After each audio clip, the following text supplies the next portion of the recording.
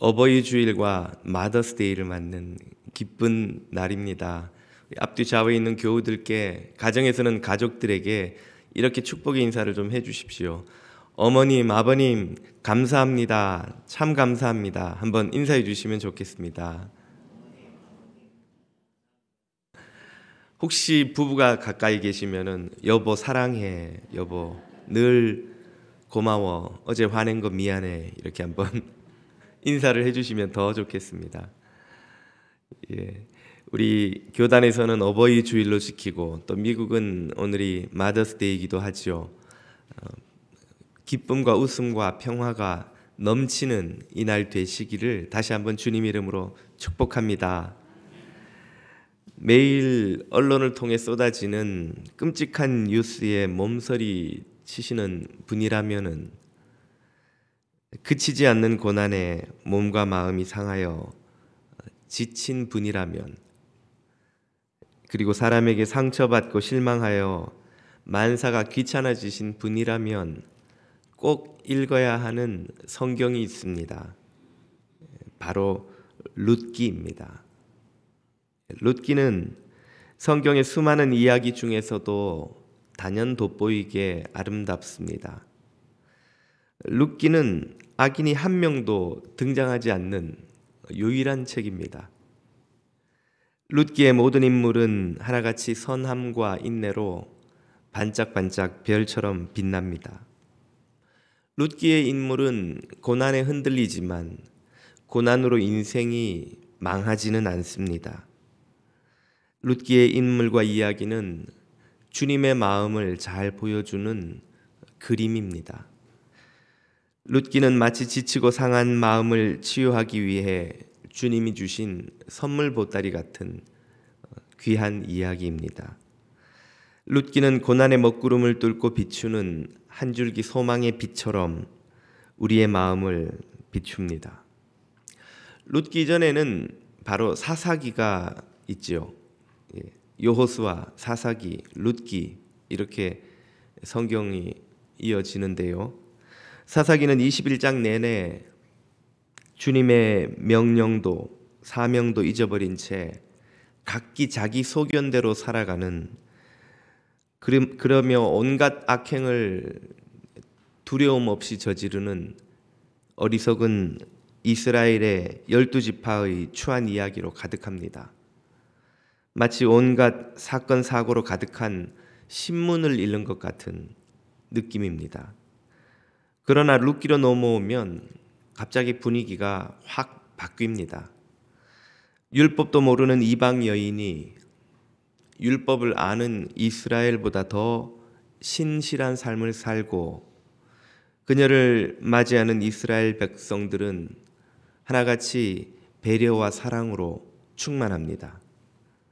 룻기는 사사기의 비극으로 지치고 상한 주님의 마음을, 그리고 우리 성도들의 마음을 치유하는 따뜻한 희극입니다. 룻기는 이렇게 시작합니다. 베들레헴에 살던 나오미는 남편과 두 아들과 함께 흉년을 피해 모압 땅으로 이주합니다. 3000년 전의 이민자인 셈인데요. 이민자인 우리야 참 너무나 이해가 잘 되는 선택이 아닐까 생각합니다. 지금 지도에서 보시는 것처럼 서쪽에 예루살렘 땅의 베들레헴에서 사해 북단을 지나 남쪽으로 내려오면 노란 모압 땅이 있죠. 흉년을 피해 좀 살아보겠다고 모압 땅으로 갔는데 거기서 더 큰 불행을 만납니다. 남편과 두 아들을 모두 그 땅에서 잃어버린 것입니다. 병인지 사고인지는 설명하지 않지만 이제 늙고 가난한 그녀에게는 모압 땅 현지에서 두 아들이 만난 이방 며느리만 둘 남았습니다. 그녀는 고향 베들레헴의 흉년이 끝나고 양식이 넉넉해졌다는 소식을 듣고 역이민을 결심합니다. 그래, 살던 대로 돌아가자. 이방 땅에서 굶어 죽느니 고향에 가서 구걸이라도 해서 살아야지. 그녀는 젊고 앞길이 창창한 두 며느리를 그들의 집으로 돌려보내려 합니다. 오늘 본문은 그 두 며느리와 헤어지려는 장면부터 시작하지요.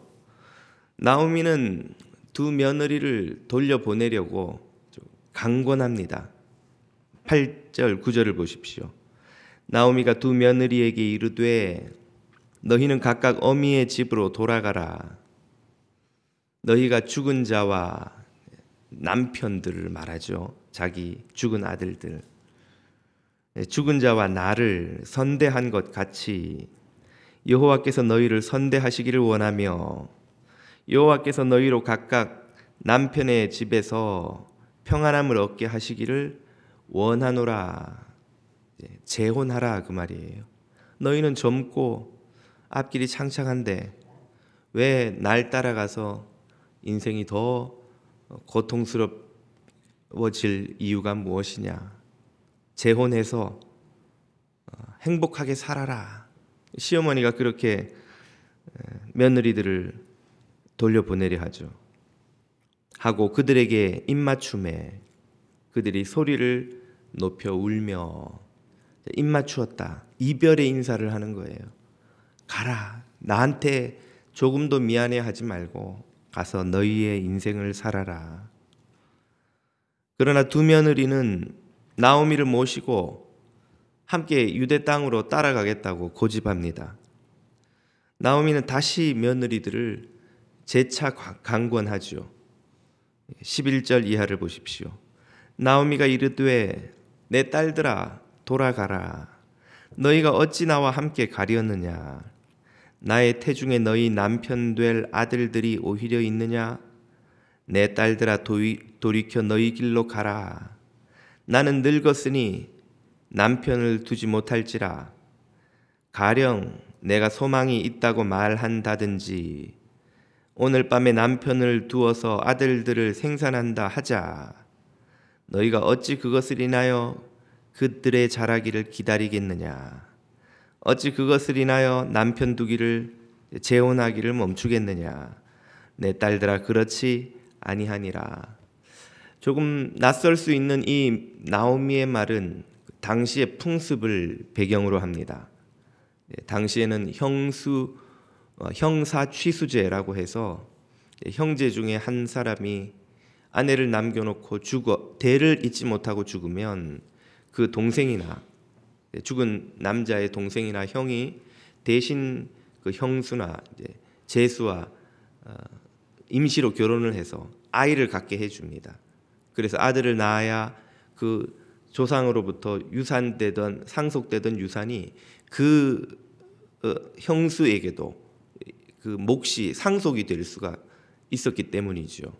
당시에 모든 유산은 남자 아들만 상속할 수 있었기 때문에 만약에 아들 없이 남편이 죽은 과부가 생기면 그야말로 살아갈 길이 막막해지는 것입니다.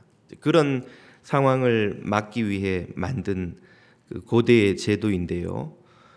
그런 방식이 있다고 한들 내가 지금 이 늙은 나이에 무슨 아이를 또 가질 수가 있으며 나도 남편이 죽었고 설령 내가 뭐 말도 안 되지만 결혼을 해서 다시 재혼을 해서 아이를 갖는다 치더라도 언제 걔들이 자라서 너희 남편 노릇을 대신 해주겠느냐.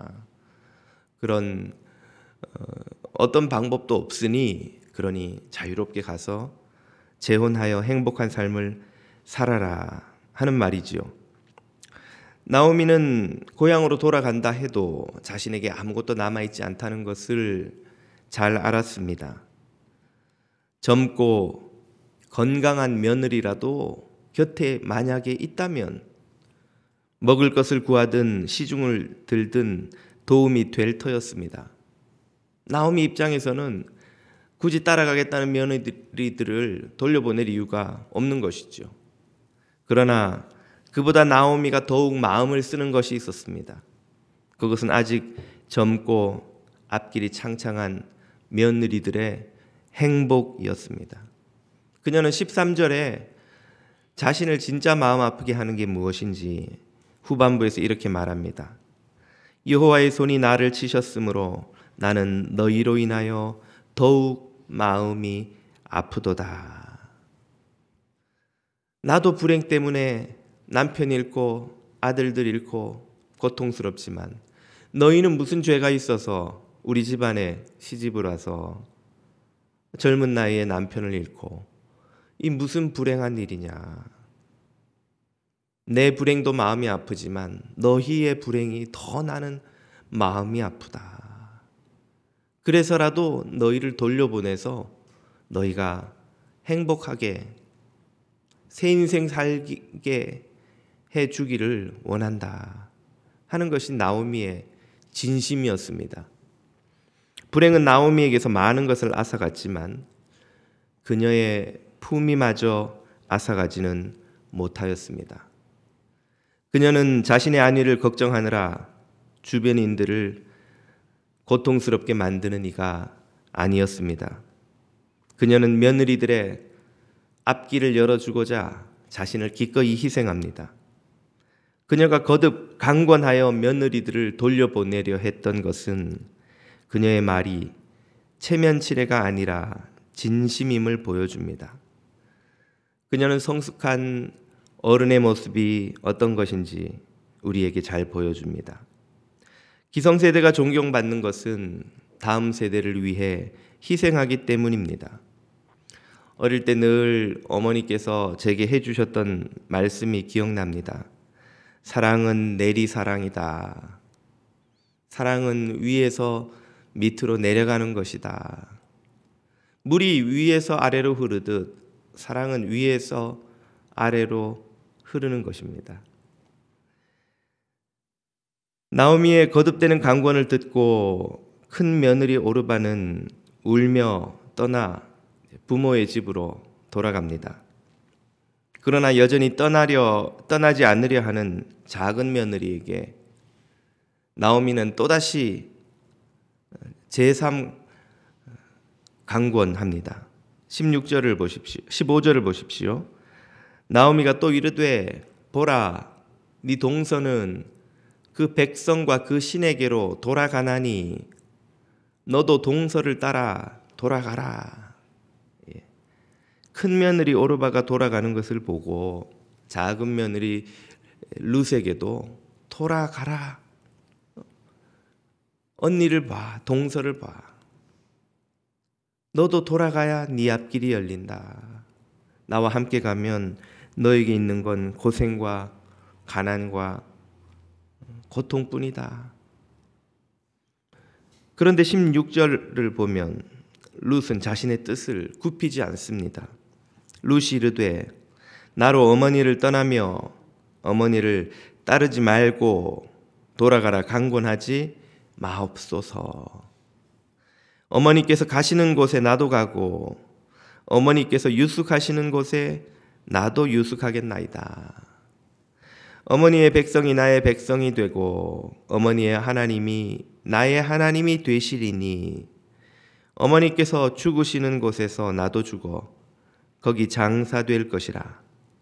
만일 내가 죽는 일 외에 어머니를 떠나면 여호와께서 내게 벌을 내리시고 더 내리시기를 원하나이다. 아멘. 룻은 시어머니 나오미를 따라 그녀의 고향 이스라엘 땅 베들레헴으로 가려 합니다. 자신의 고향, 자신의 가족을 떠나려 하죠. 어머니를 따라가면 그녀는 고향도 가족도 없는 나그네가 될 것입니다. 그녀는 어머니의 백성을 자기의 백성으로 대신 삼겠다고 합니다. 어머니의 신앙을 자신의 신앙으로 고백하겠다고 말합니다. 어머니의 고향을 자신의 고향으로 삼고 어머니의 가족을 또 자신의 가족으로 삼겠다고 고백합니다. 시어머니를 모시는 길이 평탄치 않을 것임을 그녀는 너무나 잘 알고 있습니다. 룻이 한 말 중에 어머니께서 유숙하시는 곳에 유숙하다는 말은 남의 신세를 지고 하룻밤 자다 이런 뜻입니다. 어머니가 이제 어떤 삶을 살게 될지 그녀는 너무 잘 알고 있는 거예요. 자신도 그 어머니를 모시고 있는 한 어떤 삶의 처지를 벗어날 수 없게 될지를 너무 잘 알고 있는 겁니다. 남의 신세를 지며 살아야 하는 비참한 삶이라는 것이죠. 결코 부유함이나 안정됨과는 거리가 먼 그런 삶입니다. 심지어 룻은 어머니가 죽는 곳에 자신도 죽겠다고 고백합니다. 무슨 뜻입니까? 죽을 때까지 결혼하는 남녀가 검은 머리 파뿌리 될 때까지 고백하듯이 어머니가 돌아가실 때까지 자신도 그곳에 함께 머물며 어머니를 모시겠다고 고백하고 어머니를 버리고 떠나면 하나님으로부터 벌을 받겠다고 맹세까지 합니다. 룻의 확고한 태도와 고백을 보면 나오미가 그랬던 것처럼 그녀 또한 체면치레로 시어머니를 따르겠다고 하는 것이 아님이 분명합니다. 도대체 룻은 어떤 사람이기에 어떤 이유로 피 한 방울 섞이지 않은 가난하고 늙은 시어머니를 위해 이렇게 희생하려는 것일까요? 시어머니의 뜻이 이렇게 확고하고 자신은 아직 젊고 새 인생을 살 기회가 남아 있으니 참 동서 오르바처럼 떠난다고 해도 누가 그녀를 비난할 수 있겠습니까? 어지간한 사람이라면 이런 상황에선 오히려 원망을 해야 하는 것이 당연해 보이지 않나요? 내가 남편 보고 결혼했지 어디 시어머니 보고 결혼했나? 재수가 없으려니 그 남편은 죽고 늙고 가난한 시어머니만 내게 남았구나. 그런 원망을 해도 할 법하고 세상에서 우리는 그런 원망을 늘 하고 늘 듣지 않습니까? 왜 내게 이런 일만 생기는 거야? 이런 원망 한마디 없이 룻은 어떻게 이런 고결한 태도를 보이는 것일까요? 우리는 그녀의 과거를 잘 모릅니다. 어떤 집안에서 태어났고 뭘 배우고 자랐는지 또 남편과 어떤 결혼 생활을 하다가 그 남편을 잃었는지도 잘 모르지요. 다만 나오미의 말을 통해서 죽은 자를 선대했다는 표현을 볼 때 행복한 부부 생활을 하지 않았을까 짐작해 볼 수는 있습니다. 우리가 그녀에 대해서 알 수 있는 것은 이 사건 이후 벌어지는 상황에서 그녀가 보여주는 태도입니다. 이후에 룻기가 소개하는 이 여정을 통해 우리는 그녀의 됨됨이와 시어머니와의 관계를 알 수가 있지요. 베들레헴에 도착한 룻은 나오미가 시키지도 않는데 먼저 밭에 나가 이삭을 주어와 시어머니를 돌봅니다. 시간 관계상 룻기의 후반부의 긴 이야기들은 아주 짧게 압축해 보겠습니다. 2장 2절을 보십시오. 모압 여인 룻이 나오미에게 이르되 베들레헴에 도착한 이후입니다. 나로 밭에 가게 하소서. 내가 네게 은혜를 입으면 그를 따라서 이삭을 줍겠나이다. 나오미가 그에게 이르되 내 따라 갈지어다 하매. 베들레헴에 도착한 이후 룻은 밭에 나가 이삭을 줍겠다고 합니다. 이것은 이스라엘의 율법이 만들어 놓은 일종의 사회보장 제도인데요. 밭을 소유한이나 밭에서 일을 하는 일꾼들은 추수를 하다가 손에 쥔 이삭이 바닥에 떨어지거나 혹은 제대로 추수하지 못하고 귀퉁이에 남은 이삭이 있거나 하면 손을 대지 못합니다. 그렇게 떨어지거나 귀퉁이에 남은 이삭은 그 이후에 와서 주어갈 가난한 이들을 위해 남겨놓아야 하는 것이죠. 그렇게 하면 좋겠다가 아니라 율법에 절대로 그런 떨어진 이삭은 다시 줍지 마라, 그렇게 강력하게 명령하고 있습니다. 룻은 바로 그 이스라엘의 일종의 사회보장 제도를 이용해서 밭에 나가 그 떨어진 이삭을 주어와 음식을 해서 시어머니를 모셨던 것이죠. 밭에 나가서 이삭을 줍는 일이 누구에겐들 쉬운 일이겠습니까?